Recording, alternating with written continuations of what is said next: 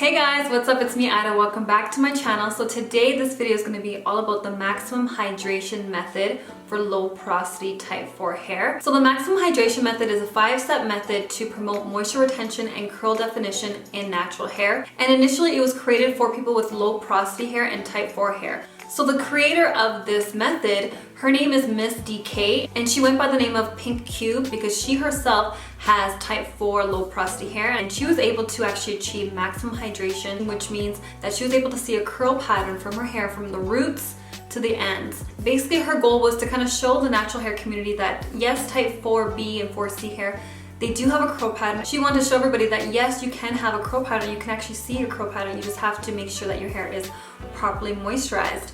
And if you can achieve maximum hydration into your hair, then you'll be able to see your curl definition. And so she was able to prove that with her journey because she has 4C natural hair and she has low porosity hair. Okay, so let's actually get into the details of exactly how to do the maximum hydration method. Okay, so it is a 5-step method, but first, when you first start, day 1, you will do a pre-step, which is the Cherry Lola Caramel treatment. What it does is it's going to prepare your hair to absorb all the moisture from steps 1 to 5. So the baking soda that's in the Cherry Lola treatment, it actually helps raises your hair cuticle to be able to absorb more moisture. Again, you can always modify this method. If you don't want to use certain ingredients in there, you can go ahead and not use them, but you will see your hair really pop with the curl definition because your hair is going to be able to absorb a lot more moisture. So you're going to mix all that up in a bowl and then a blender. Then you're going to apply that all over your hair in sections. And then once you go ahead and apply the mixture all over your hair, you're going to go ahead and cover your hair with a plastic cap. So they do suggest that you keep the mixture onto your hair around 1 to 2 hours. That's going to give yourself enough time to actually absorb the product. You can definitely do a lot less if you'd like. Then you go ahead and you rinse that out in the shower. Rinse it out with warm water because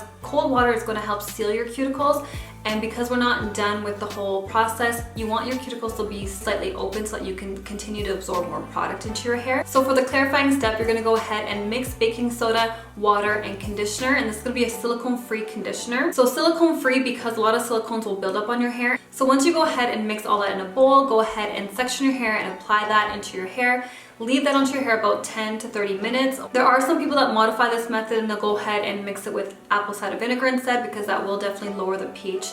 But a lot of people have read better reviews without the apple cider vinegar. So after you're done with step 1, you're going to go ahead and rinse all that off with warm water again. So now your hair is clarified, everything is off of your hair. You're going to go ahead and go to step 2, which is co-wash and detangle. So again, you're going to use a silicone-free and a protein-free conditioner. You're going to apply that into your hair in sections. There are some people that actually have instead use a deep conditioner to really increase the maximum moisture. So once you apply that onto your hair, leave that in for a bit, and then you're going to go ahead and wash that off. And then once you're done with that, you're going to go ahead and put a bentonite clay mask on your hair or a rinse, whatever works better for you.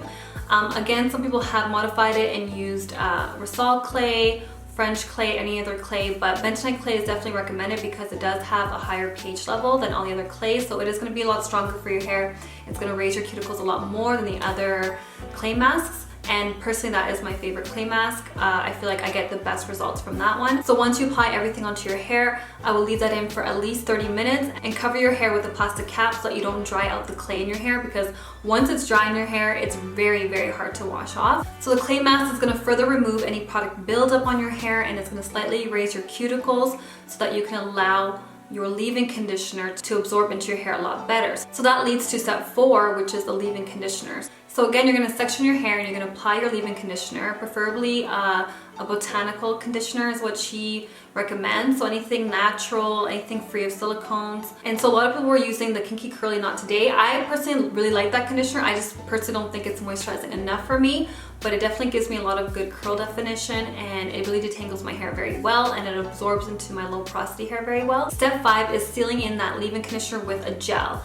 And so she uses the Kinky Curly Custard. I personally do like that gel, but again, it doesn't have enough hold for my hair, so I didn't really like using it too much, but it is very moisturizing for a gel. It's like a custard, and it has a lot of good natural ingredients in there. There's no protein. I feel like gel is one of the best sealants to seal in your leave-in conditioner. So those are all the steps. So the initial maximum hydration method actually lasts for 7 days.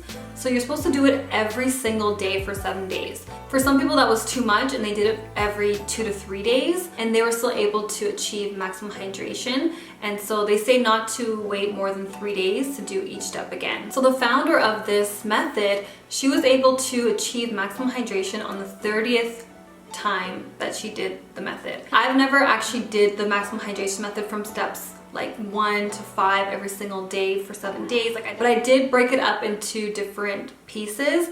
Like I've tried the cherry Lola treatment. Like that was the first time I actually seen like really good curl definition in my hair.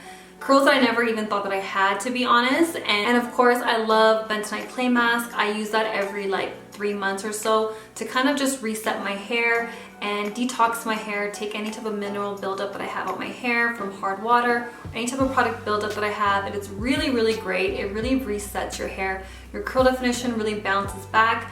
It can be drying as well, so I always make sure to follow up with a really moisturizing deep conditioner after that. Your hair is able to absorb products so much better into your hair because you have stripped away anything that was kind of preventing your hair from absorbing in the products. Some people actually incorporated the modified hydration method, which is actually just modifying it to suit your hair's needs. So once your hair actually achieves maximum hydration, you definitely still have to maintain that moisture into your hair. And so there's so many different ways that you can do that. Number one, for sure, I always tell you guys this, but you have to learn your hair, because once you're able to lift and raise your cuticles and absorb in all that moisture, that's just the first part of the battle. But now you have to maintain that moisture. You have to incorporate a really good natural hair regimen. This is a really good method to kind of start with absorbing moisture into your hair for those that have such a hard, difficult time. Of course, there's pros and cons to everything, and of course everyone's hair is different, so definitely learn your hair first, learn its porosity, learn the texture, learn the density, the curl pattern, like everything. If you're protein sensitive, those things are going to help you determine if this method is actually meant for you or not. I definitely recommend it for anyone that has low porosity hair and coarse texture and type 4 hair, especially, that's new to the natural hair journey. And you're probably going to be super surprised because your hair is going to take up so much moisture than you've ever imagined. I don't think this method is good for long-term use. I definitely think it could be very damaging. For me, deep conditioning my hair every single week after I wash it with heat, that to me has helped so much. So heat, I feel like it's definitely better than using products that have a higher pH level. But yeah, I wanted to talk to you guys about that because to me, that was a lifesaver when I first went natural, because it seemed like nothing was working before then. And yeah, I hope you guys enjoyed the video. Let me know what your guys' thoughts are on the maximum hydration method or the modified version. Let me know if you guys do it and if you guys have seen great results. If you guys like my video, go ahead and subscribe, like, comment, and share, and I'll see you guys next time. Bye!